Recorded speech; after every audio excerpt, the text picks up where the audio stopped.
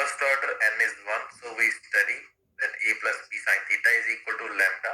This is the condition for the first principal maximum. Now, what he is saying is that if your a plus b is less than lambda, right? Because a is the slit width and b is the opaque width. So if your a plus b is less than lambda, then sine theta has to be greater than 1 to satisfy this equation. I'm repeating, if my a plus b is less than lambda, then the sine theta has to be greater than 1 to satisfy this equation. However, this is practically not possible. The sine theta, maximum value sine theta can acquire is 1 and its value cannot be greater than 1. In that case, if my a plus b is greater, so in other words, if my a plus b is,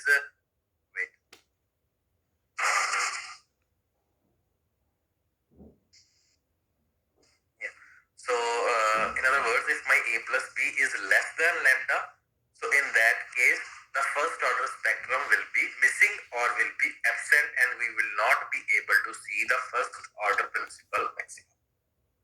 I'm repeating again, if the a plus b is less than lambda, then the sine theta has to be greater than 1 to satisfy this equation, which is practically not possible. So in that case, when the a plus b is less than lambda, then first order spectrum, because this is the first order spectrum equation, so in that case the first order spectrum will be absent. Similarly, for the second order spectrum, the equation would be a plus b sine theta is equal to 2 lambda. In that case, if the a plus b is less than 2 lambda, then the second order spectrum will be missing or absent. Similarly, the equation satisfies for n lambda. So if the a plus b is less than n lambda, then the nth order spectrum will not be there or will be absent in case of diffraction grating. So the spectra which will be absent, we have the condition that a plus b sine theta is equal to n lambda. Also we know that a sine theta is equal to lambda. This we know from the diffraction. Then effect of the, this is the same thing which we have been studying from single slit. So this is the equation for single slit. Okay. So if we divide both the equations, we get a plus b sine theta is equal to n lambda over a plus b sine theta upon a sine theta is equal to n lambda upon lambda. And what we finally get is a plus b upon a is equal to n. So that nth order will be absent if the value of a plus b, a and b are such that a plus b upon a is equal to n. So if the a plus b upon a is equal to 1, in that case the first order spectrum will be absent. If the a plus b upon a is equal to 2, in that case the second order spectrum will be absent. So that depends upon the a plus b upon a. Okay, so this is one topic which was left from the diffraction grating. Another topic which is also of diffraction grating. So now we are moving towards our next topic is actually resolving power. So dispersive power is the topic which connects the resolving power to the diffraction grating. Okay, so dispersive power, a very small topic and very easy to understand. Okay, so dispersive power of a grating is defined as the ratio of difference in the angle of diffraction of any two neighboring spectral lines to the difference in the wavelength between the two spectral lines. So I'm repeating again, if there are two spectral lines, they have different wavelengths. This is obvious, right? So what is the difference in the dispersive power is the ratio of the difference in the angle of diffraction, which is the d theta, and because it is the ratio, so ratio of difference in the angle of diffraction to the difference of the wavelength of the two spectral lines. So dispersive power क्या है? Dispersive power है ratio of difference in the angle of diffraction, ठीक है, दो spectral lines हैं, ठीक है, उनका एंगल ऑफ डाइफ्रैक्शन मेजर करेंगे, ठीक है, उन दोनों में क्या डिफरेंस है, that difference of the angle of diffraction to the difference of the angle of the to the difference in the wavelength of those two spectral lines, ठीक है, that is called dispersive power, ठीक है। dispersive power का actually में मतलब क्या हुआ, ठीक है, बेसिकली अब फिजिकल मीनिंग कई बार कोई पूछ लेता है कि फिजिकल मीनिंग क्या है, ठीक है, आपने डेफिनेशन तो याद कर ली कि it is the ratio of difference of the angle of diffraction to the difference of the wavelength of two spectral lines, that we know. But what is the point of discussing dispersive power, ठीक है, basically आपके पास grating थी, ठीक है, उसमें आपने कोई भी एक वेवलेंथ वाली लाइट यूज की, ठीक है, उसकी उसका कुछ स्पेक्ट्रा आ गया, फिर दूसरी वेवलेंथ वाली लाइट यूज की, उसका कुछ और स्पेक्ट्रा आ गया, ठीक है। तो जो ग्रेटिंग ने उन दोनों दो जो अलग अलग वेवलेंथ आ रही थी, ग्रेटिंग ने उसको कितना सेपरेट किया, ठीक है, उसको बोलते हैं उसकी dispersive power, that how much how much dispersion can the grating do to different wavelengths, ठीक है। अब ऐसा नहीं होना चाहिए कि दो जो वेवलेंथ्स हैं, एक ग्रीन हो एक और एक ब्लू हो, इतना भी फर्क नहीं, that is why what we are writing is d lambda, ठीक है जी। तो बहुत स्मॉल डिफरेंस के लिए हम ये चीजें स्टडी कर रहे हैं, ठीक है। जैसे मैंने बताया था कि जो सोडियम लाइट है दैट इज मोनोक्रोमेटिक, उसकी दो वेवलेंथ्स हैं, one is 390 and one is I think 396, ठीक है। तो इतने के डिफरेंस के लिए हम बात कर रहे हैं कि अगर कोई मोनोक्रोमेटिक लाइट है लेकिन उसमें दो वेवलेंथ्स हैं बहुत ही स्मॉल डिफरेंस पे, तो आपकी जो ग्रेटिंग है उनको कितना सेपरेट करके दिखा सकती है, उसको बोलते हैं dispersive power of the grating. अब हम ग्रेटिंग ने कितना उसको सेपरेट कर लिया, ये हम कैसे मेजर करेंगे, again going back to this equation, ठीक है। ये मान लो मेरा एक मैक्सिमा आया, ठीक है, थीटा पे आया, ठीक है, एक दूसरे का भी दूसरी वेवलेंथ का भी कुछ ना कुछ मैक्सिमा आएगा, मैं उसका भी एंगल मेजर कर लूंगा, सपोज दैट इज थीटा, तो मैं उन दोनों का क्या ले लूंगा, डिफरेंस लूंगा इन दैट केस, ठीक है जी। इन दोनों के मैक्सिमास में क्या डिफरेंस आता है, ठीक है, उससे मुझे पता चलेगा कि मेरी ग्रेटिंग जो है वो कितनी स्ट्रॉन्ग है, और स्ट्रॉन्ग वर्ड थोड़ा सा नहीं लगेगा, वी कैन से कि ग्रेटिंग जो है वो कितनी यूजफुल है और कितना का सेपरेट करके दिखा सकती है किसको, two maximas which are formed from two different wavelengths, ठीक है जी। तो दोबारा से अब इसको डेफिनेशन को दोबारा पढ़ेंगे, अब बेटर समझ आएगा। सो डिस्पर्सिव पावर ऑफ किसकी, ग्रेटिंग की बात हो रही है, dispersive power of grating is defined as ratio of difference in the angle of diffraction of any two neighbouring spectral lines, ठीक है, कोई साथ साथ वाली स्पेक्ट्रल लाइंस है, उन दोनों में डिफरेंस देखेंगे कि एंगल का क्या डिफरेंस है, to the difference in the wavelength between these two spectral, ठीक है, उन दोनों की वेवलेंथ का क्या डिफरेंस है उसको हम देखेंगे, ठीक है। It can also be defined as, इससे और क्लियर हो जाएगा, it can also be defined as the difference in the angle of diffraction per unit change in wavelength, यानी कि एक वेवलेंथ अगर मैं चेंज करता हूं तो मेरी जो ग्रेटिंग है उसके एंगल ऑफ डाइफ्रैक्शन में कितना चेंज करके देती है, उसको बोलते हैं डिस्पर्सिव पावर, ठीक है जी। अभी डाइफ्रैक्शन की हमने ये कंडीशन लगाई थी प्रिंसिपल मैक्सिमा की, that a plus b sin theta is equal to n lambda, ठीक है जी। इसको मैंने डिफरेंशिएट करना है, ठीक है। I don't know how many of you are familiar with differentiation, so you can just memorize the step if you are not familiar, okay? sin theta की sin की डिफरेंशिएशन होती है cos थीटा, और theta का साथ में d theta आ गया, ठीक है जी। वैसे ही बिकॉज लैम्डा जो है वो एनदर कांस्टेंट है, लैम्डा जो है वो चेंज हो रहा है, उसका डी लैम्डा हो, ठीक है। तो d theta upon d lambda, this is on one side, this is our dispersive power, ठीक है, और दूसरी साइड पे जो है वो आ गया n upon a plus b cos theta, ठीक है। 1 अपॉन a प्लस b को वो n डैश लिख रहा है, ठीक है। If you don't want to write that, not an issue, ठीक है, बिकॉज हम ऑब्वियसली हम आपके सिलेबस के अकॉर्डिंग चल रहे हैं, तो बीच में कुछ टॉपिक है जहाँ पे वो इसको 1 अपॉन a प्लस b को n डैश यूज कर लेता है, if you don't want to use that, not an issue, ठीक है।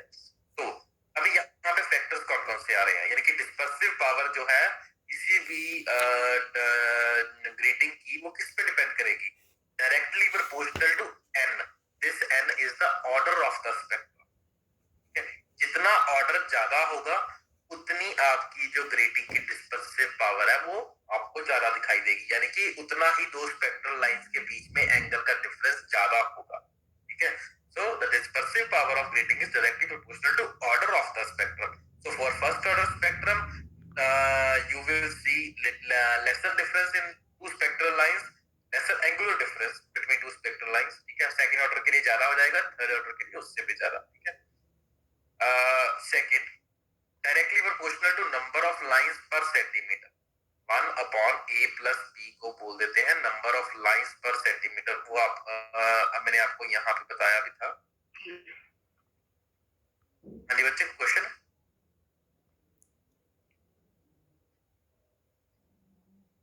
वेट, हाँ ये बताया था ना मैंने, that a plus b is equal to, it is opposite of number of lines per centimeter. ठीक है जी. तो 15,000 जो हमने लिखा था कि अगर ग्रेटिंग जो है ऐसी है. ठीक है. तो a प्लस b जो है इसका रेसिप्रोकल होता है, इसलिए उसने ऐसा लिखा.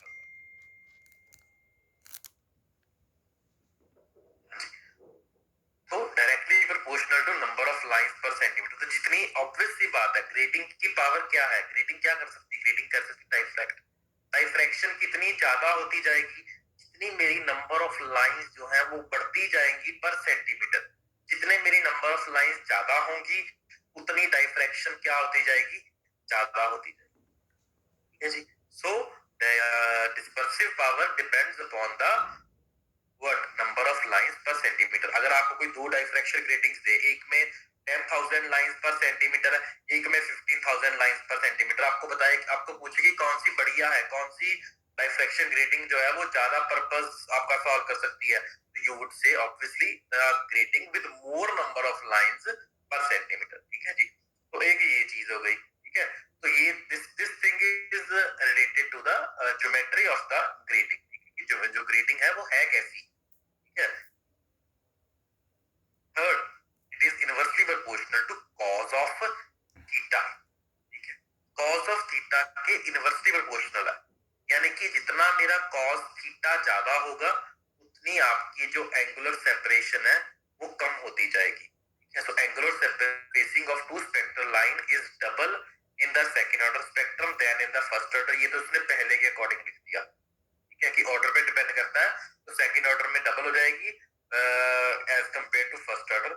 Secondly, angular dispersion of the lines is more with the grating having large number of lines per centimetre. वो हमने बात कर ली कि जितनी ज्यादा number of lines per centimetre ज्यादा होती जाएगी उतना बेटर होता जाएगा. Thirdly, angular dispersion is minimum when theta is equal to 0. अगर थीटा 0 हो गया तो cos थीटा की वैल्यू हो जाएगी 1 व्हिच इज मैक्सिमम. ठीक है जी. तो अगर थीटा 0 के लिए cos थीटा मैक्सिमम है, अगर cos थीटा मैक्सिमम है तो ये इनवर्सली प्रोपोर्शनल है. इन दैट केस आपकी डिस्पर्सिव पावर क्या हो जाएगी, minimum. That is why it's saying angular dispersion is minimum when theta is equal to 0. ठीक है. यूजुअली हम ऐसी चीजों में ज्यादा बड़ा थीटा यूज नहीं करते. ठीक है. तो if the value of theta is not that large तो cos थीटा को हम 1 लेके चल सकते हैं. इसका मतलब जो आपके डिस्पर्सिव पावर है वो cos थीटा पे ज्यादा डिपेंड नहीं करेगी, बिकॉज हम थीटा की वैल्यू स्मॉल लेके चलेंगे तो in that case cos theta would remain close to 1. ठीक है. अब 0 तो हो नहीं सकता क्योंकि 90 डिग्री पे तो हम डाइफ्रैक्शन कभी भी देखते नहीं है. ठीक है. तो यूजुअली जो एंगल है वो आपका 0 से 30 तक वेरी करेगा. ठीक है. 30 पे जो cos 30 है उस पे √3/2 वैल्यू होती है. ठीक है. तो cos 0 पे आपकी 1 होती है, तो 1 और √3/2 उसके बीच में आपकी जो वैल्यू है वो वेरी करती रहेगी. ठीक है. सो if the value of theta is not large then the value of cos theta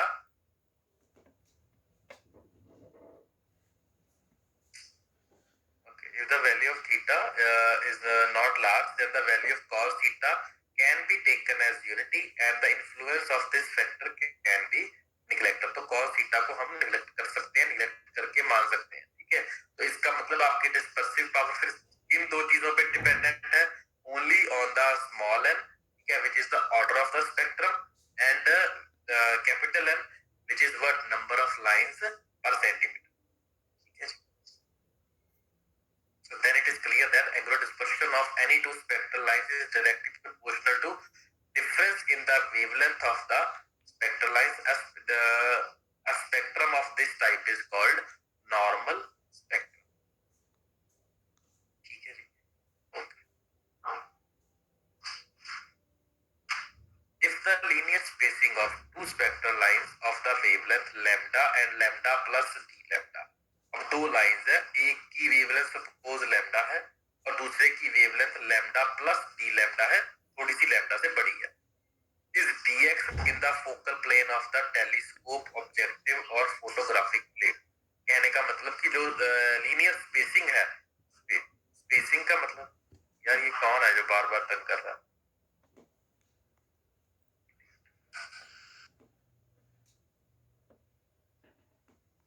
okay. हाँ जी बच्चे. सर इनका ना मैसेज आया था कि इनका स्टार्टिंग से ही वो ज्वाइन नहीं हो रहा, भावंश का स्टार्टिंग से ही ज्वाइन, नेटवर्क प्रॉब्लम थी. तो ठीक है ना, तो बार बार तंग ना करें. आप रिकॉर्ड कर रहे हो ना क्लास, ठीक है, तो ये बात बाद में देख ले. जब मैंने मुझे नहीं पता, कल सपोज मेरे से भी कनेक्ट नहीं हो रहा था, नहीं हो रहा तो कोई बात नहीं, रहने दो. जो बच्चे पढ़ रहे हैं उनको ना डिस्टर्ब करें. बार बार करे जा रहा है. So where was I? Okay. हाँ, सो मैं आपको बता रहा था कि ये जो मैक्सिमा है, ठीक है जी, और एक दूसरा मैक्सिमा है, ठीक है जी. एक की वेवलेंथ लैम्डा है सपोज और दूसरे की wavelength suppose lambda plus d lambda है.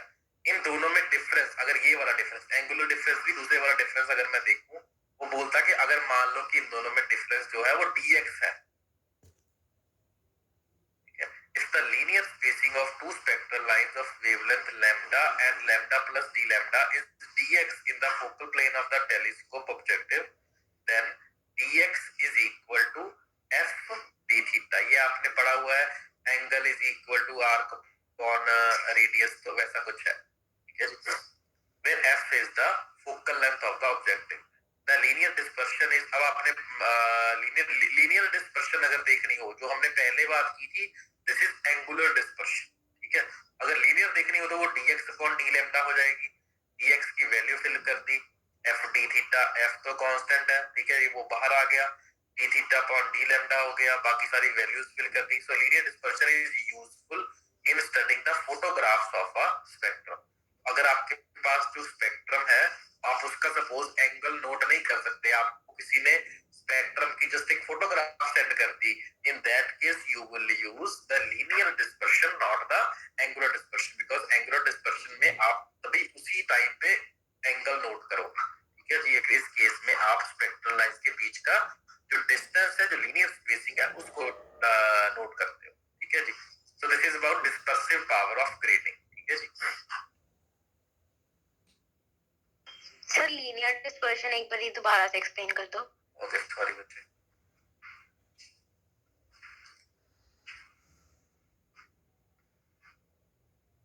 ओके, हाँ, इस डायग्राम को देखते हैं. ठीक है, आपका नाम क्या है बच्चे? हेलो, तनीषा. ओके, हाँ जी, हाँ जी, हाँ जी. तो यहाँ पे एक ये प्रिंसिपल मैक्सिमा है, this is a principal maxima. ठीक है, फॉर वन सिंगल वेवलेंथ. ठीक है, लैम्डा के लिए. अब मान लो कि चलो इस डायग्राम में देखते हैं. हाँ, सो दिस इज अ मैक्सिमा. ठीक है, फर्स्ट ऑर्डर मैक्सिमा है. ठीक है, एक वेवलेंथ के लिए. अब मान लो कि मैंने दूसरी वेवलेंथ जो है उसका जो है वो लैम्डा प्लस डी लैम्डा, उसका डी लैम्डा थोड़ी सी डिफरेंशिएट है वो दूसरे वाले से. ठीक है जी. मान लो जो पहली वेवलेंथ थी उसकी वेवलेंथ लैम्डा थी, उसका ये वाला मैक्सिमा था. अब एक और वेवलेंथ आई है जिसकी wavelength lambda plus d lambda है, थोड़ा सा डिफरेंस है लैम्डा से. ठीक है, उसका मान लो कि मैक्सिमा सपोज ये आ गया, सपोज है ना, इस टू को भूल जाओ, सपोज उसका फर्स्ट ऑर्डर ये आ गया. ठीक है, अब इन दोनों के यहां से लेकर यहां तक का जो डिफरेंस होगा उसको बोलते हैं लीनियर स्पेसिंग. क्या बोलते हैं? Linear spacing. ठीक है, ये आप नोट कर सकते हैं. ठीक है जी, इसको बोलेंगे लीनियर स्पेसिंग। ठीक है जी, तो लीनियर स्पेसिंग उसने बोला कि सपोज आपके केस में जो लीनियर स्पेसिंग है दैट इज dx, दो वेवलेंथ्स है लैम्डा और दूसरी है लैम्डा प्लस डी लैम्डा, और लीनियर स्पेसिंग उन दोनों के बीच में कितनी है dx, dx is equal to f d theta, ये तो हो गया। ठीक है, अब ये वाले तो अब मुझे जब लीनियर डिस्पर्शन देखनी है, तो जब यहाँ पे हमने बोला था कि डिस्पर्शन क्या होती है या डिस्पर्सिव पावर क्या होती है, हमने बोला था ratio of the difference in the angle of diffraction. अब अगर आपके पास एंगल अवेलेबल नहीं है तो आप क्या करोगे, ratio of the linear spacing of two spectral lines. ठीक है जी, अब आपका जो डिफरेंस आएगा आप उनके प्रिंसिपल मैक्सिमा में डिफरेंस ले लोगे, आप एंगल नोट नहीं कर पा रहे, आपके पास सपोज ऐसी कोई कंडीशन आ गई है। ठीक है जी, तो that in that case that would be dx upon d lambda, this is called linear dispersion। ठीक है, जो पहली हमने निकाली दैट इज एंगुलर डिस्पर्शन। ठीक है, ये जो ग्रेटिंग है वो कितना दो स्पेक्ट्रल लाइंस को सेपरेट करके दिखा सकती है एंगुलरली। ठीक है जी, तो उसको एंगुलर डिस्पर्शन बोल दिया। ठीक है, वैसे लीनियरली दो स्पेक्ट्रल लाइंस को कितना सेपरेट कर रही है उसको बोलते हैं linear dispersion, that is dx upon d lambda. ठीक है जी, तो उसको फिर बाकी तो वैल्यूज फिल की है, इतना इशू नहीं। अब बताओ समझ आया या मैं दोबारा समझाऊं? नहीं सर, समझ लग गया, थैंक यू। ओके,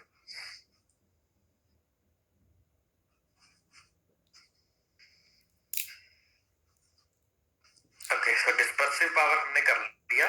ठीक है, अब जो आपका नया टॉपिक है that is completely new topic, that is resolving power. Resolving word, resolving power सुन के आपके दिमाग में कुछ आया कि रिजॉल्विंग पावर का क्या मतलब हो सकता है? Anybody wants to say something?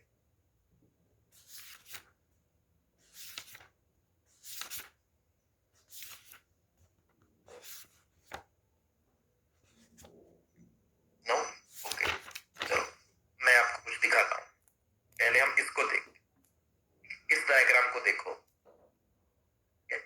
इस डायग्राम में अगर मैं आपको पूछूं कि कितने कितने बॉल्स नजर आ रहे हैं तो आप बोलोगे कि एक ही बॉल नजर आ रहा है, लेकिन एक्चुअल में वहां पे दो है। ये आपको मैं बता रहा हूँ कि दो है, लेकिन आपको दोनों दिख नहीं रहे। क्यों? बिकॉज दोनों जो बॉल्स हैं वो आपस में मर्ज हो रही। ठीक है जी, इसलिए मुझे दिख नहीं थे। ठीक है, तो इसका मतलब जो दोनों बॉल्स हैं वो रिजॉल्व नहीं है। वो क्या नहीं है? रिजॉल्व नहीं है। ठीक है, इस केस में आपको थोड़ा थोड़ा दिखना शुरू हो गए। ठीक है जी, बिल्कुल, that is why it has written the images are just resolve. अब आपको दिखने शुरू हो गए कि दो है। ठीक है, इस केस में थोड़ा सा और आपको क्लैरिटी मिल गई। ठीक है, इस डायग्राम इतनी अच्छी नहीं है। ठीक है, but let's see something on Google.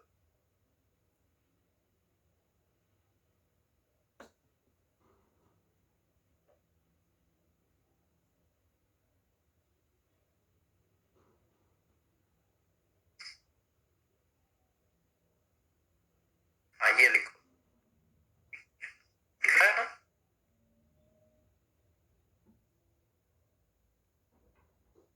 Okay, ये वाली देख लो।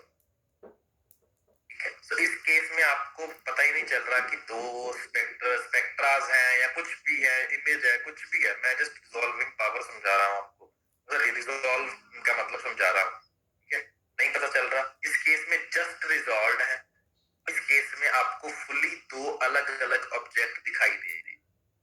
ठीक है जी, तो इसको बोलते हैं रिजॉल्व होना। क्या बोलते हैं? रिजॉल्व होना।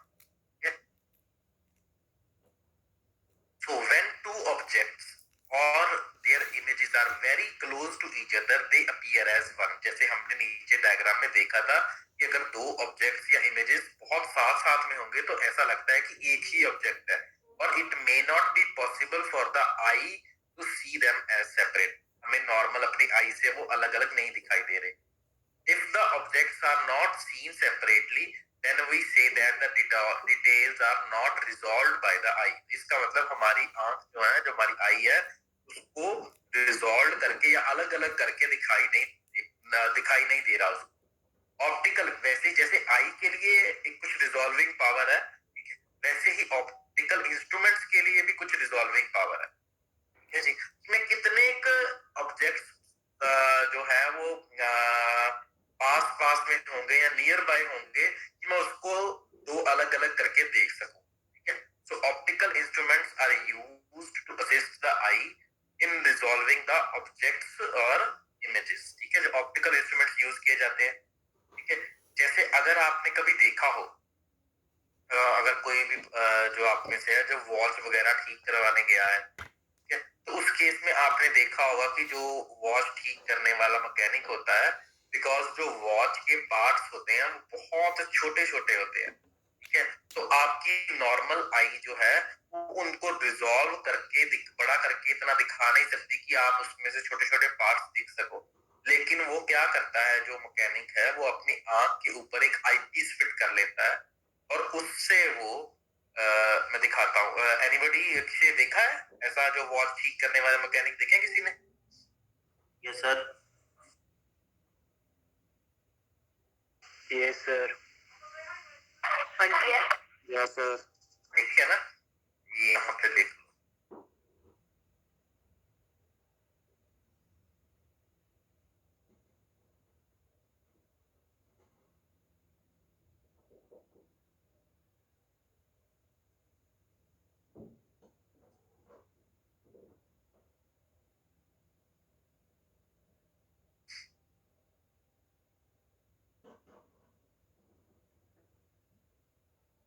ये like this. इस केस में क्या कर रहा है वो मैकेनिक, उसने आंख पे कुछ आईपीस लगाया हुआ है, ठीक है। And from there he is able to resolve the different objects और उनको अलग अलग देख पा रहा है और उसकी मदद से वो आपकी जो वॉच है उसके डिफरेंट पार्ट्स को देख के उनको ठीक कर सकता है, ठीक है जी। तो मेरा पॉइंट समझ में आया कि ऑप्टिकल इंस्ट्रूमेंट्स इस केस में आईपीस यूज कर रहा है, वो एक तरह का मैग्नीफायर यूज कर रहा है। So optical instruments are used to assist the eye in resolving the objects or images. The method adapted to seeing the close objects as separated objects is called resolution. तो दो बहुत साथ साथ वाले objects को अलग करके देखने के मेथड को बोलते हैं रेजोल्यूशन।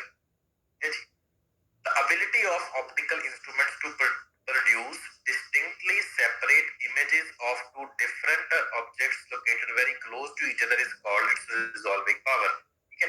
तो कौन सा ऑप्टिकल इंस्ट्रूमेंट इतना रिजॉल्व करके दिखा सकता है उसको उसकी क्या बोलते हैं, रिजॉल्विंग पावर। समझ में आया रिजॉल्विंग पावर का मतलब कि कौन सा ऑप्टिकल इंस्ट्रूमेंट किसी दो इमेजेस को कितना का सेपरेट करके दिखा सकता है जो साथ साथ में पड़ी है, उसको बोलते हैं रिजॉल्विंग पावर, ठीक है। रिजॉल्विंग पावर का मतलब सिर्फ ये नहीं है कि दो ऑब्जेक्ट साथ साथ में है। अभी हमने क्या पढ़ा था कि अगर दो साथ साथ वाली वेवलेंथ्स हैं, जो अगर मैं वैसे शाइन करूं तो मुझे वो एक ही दिखती हैं, लेकिन ग्रेटिंग क्या करती है, ग्रेटिंग उनको अलग अलग करके दो अलग अलग वेवलेंथ का अलग अलग स्पेक्ट्रा दिखाती है और उन दोनों के बीच में कुछ ना कुछ एंगुलर सेपरेशन होता है, ठीक है। या उसको डिस्पर्सिव पावर हमने बोला था इन दैट केस, ठीक है। इसका मतलब ग्रेटिंग की रिजॉल्विंग पावर ज्यादा है और वो क्या करती है कि दो जो वेवलेंथ दो बहुत क्लोज वाली वेवलेंथ्स हैं उनके अलग अलग पैटर्न दिखाती है, अलग अलग डायफ्रैक्शन पैटर्न दिखाती है और उनको so that we can distinguish between the two wavelengths, ठीक है। तो अगर मान लो अब एक दिन किसी मतलब बच्चे ने पूछा था कि ग्रेटिंग का फायदा क्या हुआ, अब after the all the story you have heard, ठीक है। तो ग्रेटिंग का फायदा ये है कि अगर आपके पास कोई स्पेक्ट्रोस्कोपी का इंस्ट्रूमेंट है और आपने उसमें अलग अलग वेवलेंथ के लिए अलग अलग कुछ ड्रॉ करना है, ठीक है, या अलग अलग कुछ करना है, तो आप मतलब सपोज ऐसा करना है कि मुझे एक सैंपल है मेरे पास, ठीक है, मुझे देखना है कि ये कौन सी वेवलेंथ को ऑब्जॉर्ब करता है, ठीक है। तो मैं उस पर सारी वेवलेंथ डाल के देखूंगा, ठीक है। तो लेकिन सारी वेवलेंथ को सेपरेट भी तो करना है, ठीक है। सेपरेट तो हम चलो प्रिज्म से कर भी सकते हैं, ठीक है, लेकिन उनको इतना सेपरेट करना है कि पहले एक वेवलेंथ पड़े, फिर दूसरी पड़े, फिर तीसरी पड़े, फिर चौथी पड़े और उसके कॉरेस्पॉन्डिंग मैं उसको देखता हूँ कि कौन सी वेवलेंथ को अब्सॉर्ब कर रहा है मेरा सैंपल, ठीक है। तो जो स्पेक्ट्रोस्कोपी वाले इंस्ट्रूमेंट्स हैं उसमें वेवलेंथ को अलग अलग करने के लिए वेवलेंथ को अलग अलग करने के लिए हम ऐसे इंस्ट्रूमेंट्स का यूज करते हैं जो कि जो साथ साथ वेरी वेवलेंथ है उसका भी अलग अलग स्पेक्ट्रा देते हैं और जो कि क्लियरली विजिबल होता है। ठीक है, किसी को यहाँ पे क्वेश्चन है तो I can obviously repeat again. Okay, now so we use the term resolving power in two different senses। जैसे मैंने आपको बताया, एक तो वो वाला जो मैंने आपको बताया था इन केस ऑफ माइक्रोस्कोप और टेलीस्कोप, तो उस केस में तो ऑब्जेक्ट्स की बात करते हैं। जैसे मैंने वॉच के जो नॉर्मल वॉच है उसके पार्ट्स की बात की। We talk of geometrical resolution where the geometrical position between two nearby objects are to be resolved. ये तो सिंपल हो गया, ये तो आपको समझ में आएगा ही। स्पेक्ट्रोस्कोपी में क्या होता है? In case of spectroscopes we refer to spectral resolution where the differences of the wavelength of light in a given source are to be resolved। ठीक है, तो जो एक सोर्स, अब जो अगर मैं आपको सोडियम लाइट हाथ में पकड़ा दूं और पूछूं कि इसमें बताओ कि कौन कौन सी वेवलेंथ है या उनको डिफरेंशिएट करके बताओ, तो आप उसको डिफरेंशिएट नहीं कर पाओगे। व्हाई? बिकॉज उस केस में आपका जो सोडियम लैंप है, ठीक है, वो उसको आपकी जो नॉर्मल आई है उससे आप अलग अलग वेवलेंथ देख ही नहीं सकते बिकॉज उनमें डिफरेंस इतना कम है। ठीक है, लेकिन अगर मैं उसके सामने क्या रख दूंगा, डाइफ्रैक्शन ग्रेटिंग रख दूंगा, वो दो अलग अलग वेवलेंथ के लिए अलग अलग स्पेक्ट्रा दिखाएगा। ठीक है, और अगर अलग अलग स्पेक्ट्रा दिखाएगा तो सिमिलरली उसी वक्त आप बोल दोगे कि ये एक वेवलेंथ है और ये मेरी दूसरी वेवलेंथ है। ठीक है जी। So resolving power is normally defined as the reciprocal of the smallest angle subtended at the objective of the optical instrument by two objects which can just be distinguished as separate। ठीक है, तो दो objects जो बिल्कुल separate हुए ही हैं, ठीक है, वो कितना एंगल बना रहे हैं।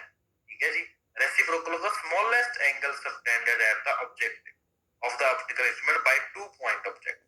जी, दो पॉइंट ऑब्जेक्ट्स का हमने क्या ले लिया, एंगल मेजर कर लिया, उसका ऑपोजिट ले लिया, उसको बोलते हैं resolving power. This is the definition of resolving power. अगर मैं एग्जाम पॉइंट ऑफ व्यू से पूछूं कि what is resolving power, so this is the definition. ठीक है, if I ask define resolving power, then you tell me this, and if I ask what is resolving power, तो आप ये वाला जो ऊपर हमने समझाया है वो भी समझा सकते। Anybody, any question? Okay. So, Rayleigh's criteria. ठीक है, when a beam of a relay को साइंटिस्ट था लॉर्ड रिले, उसने एक क्राइटेरिया बनाया, बताया कि किसी को कब बोलूं कि सेपरेट है या नहीं है। ठीक है, अब ये कोई